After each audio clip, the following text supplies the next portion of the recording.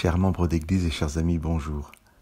Je termine aujourd'hui de partager avec vous la rencontre entre Jésus et Paul sur le chemin de Damas, et je vous lirai la fin des paroles de Jésus à Paul, les versets 17 et 18 du chapitre 26 du livre des Actes.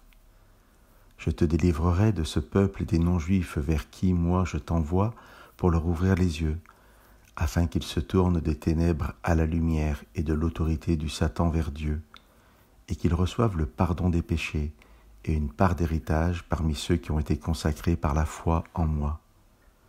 Nous avons rappelé dans l'émission 133 comment Paul est à la fois serviteur et assistant du Christ dans cette œuvre de partage de l'Évangile. Cette bonne nouvelle nous est ici décrite de manière concise, passer des ténèbres à la lumière. Sont ténèbres tout lieu non éclairé par l'Esprit Saint, par l'Esprit du Christ, par Dieu, lumière de ce monde. Quand l'Esprit ne règne pas, c'est l'obscurité définie ici comme autorité de Satan. Jésus ne dit pas à Paul que tous ceux qui ne le connaissent pas sont sataniques, mais que tous ceux qui ne le connaissent pas ne marchent pas à sa lumière et que par conséquence, ils ne sont pas serviteurs de l'Esprit. L'autorité de Satan représente toute puissance différente de celle de l'Esprit. Durant son ministère, Jésus dira à Pierre « Arrière de moi, Satan, tu ne penses pas comme Dieu, mais comme les humains. » Être guidé par ses propres pensées, non soumises à l'Esprit de Dieu, est considéré par Jésus comme les ténèbres. Face à cette réalité, la caractéristique du message de l'Évangile est que la solution commence par ce que Dieu donne.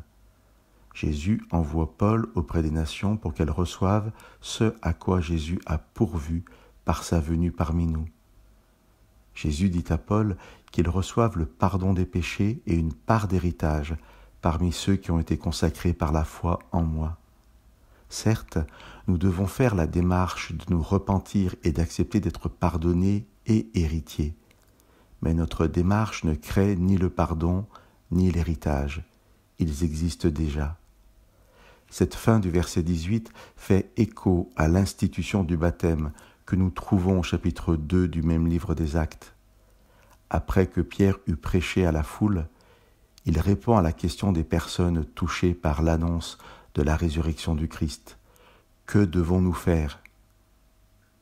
Pierre répond par ces paroles, « Changez radicalement ou repentez-vous, que chacun reçoive le baptême au nom de Jésus-Christ pour le pardon de ses péchés, et vous recevrez le don de l'Esprit Saint. » La consécration par la foi en Jésus dont parle le Christ au chapitre 26 fait écho au baptême du chapitre 2 et la part d'héritage à la réception de l'Esprit. Chers amis, prenons bien conscience que si nous avons une part d'héritage, c'est que nous avons été adoptés. Nous pouvons refuser que Jésus soit notre frère et Dieu notre Père, mais nous pouvons aussi ouvrir nos cœurs et nos bras et accepter la présence du Christ et du salut dans nos vies dès aujourd'hui. Que Dieu vous bénisse.